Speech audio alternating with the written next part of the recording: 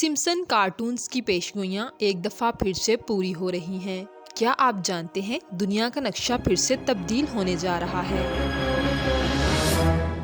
Simpson cartoons میں ایک مزاحیہ فیملی کو دکھایا گیا ہے جو اپنی مزاحیہ حرکتوں سے مستقبل میں آنے والے واقعات کو پیش کرتی ہیں۔ سمپسن کارٹونز جو کہ لگتا تو ایسے ہے کہ فقط تفریحی مقاصد کے لیے بنائے گئے ہیں، مگر حقیقت میں یہ اسرائیل کی خفیہ سازشوں کی بنیاد پر بنائے گئے کارٹونز ہیں۔ ان کارٹونز کو دیکھنے سے ایسا لگتا ہے کہ اسرائیل جو کچھ کر رہا ہے اس نے پہلے سے ہی پلان کیا ہوا ہے۔ آج ہم آپ کو بتائیں گے سرخ گائے کے متعلق کہ یہودی آخر اس گائے کو ذبح کیوں کر رہے ہیں، وہ گائے کو ذبح کر کے کون سا گھناؤنا کام انجام دینا چاہتے ہیں، اور سرخ گائے کے متعلق سمپسن کارٹونز میں کیا پیشگوئی کی گئی ہے۔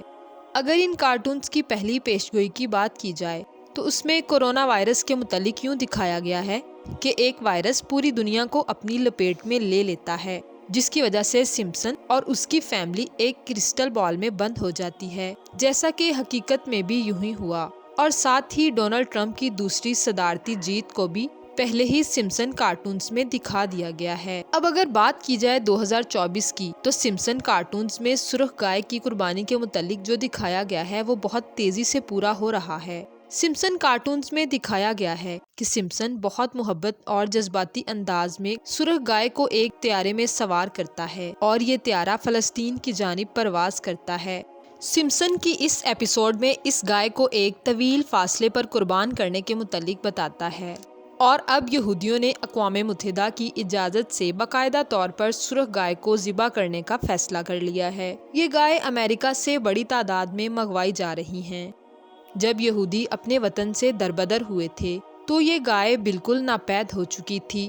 قلعہ سلیمانی کی تیسری مرتبہ تعمیر کے لیے یہ شرط تھی کہ 500 سرخ گایوں کی قربانی کی جائے گی، ایسی گائے جو ان کی مذہبی کتاب سے بالکل مطابقت رکھتی ہے۔ اسرائیل نے کئی سالوں تک اس گائے کی تلاش کی اور وہ آرٹیفیشل بریڈ کے ذریعے اس کو بنانے کی کوشش بھی کرتے رہے، مگر ناکام ہوتے رہے۔ بالآخر سن 2000 میں ان کو امریکہ سے چند سرخ گائے ملی۔ انہوں نے ان گایوں کو خفیہ طور پر اسرائیل منگوا کر ان کی نسل کو بڑھایا، اور اب کچھ ہی عرصے کے بعد گایوں کو بیت المقدس کے سامنے قربان کیا جائے گا، اور پھر ان کی راکھ کو ہیکل سلیمانی کی تعمیر کے دوران بنیادوں میں ڈالا جائے گا۔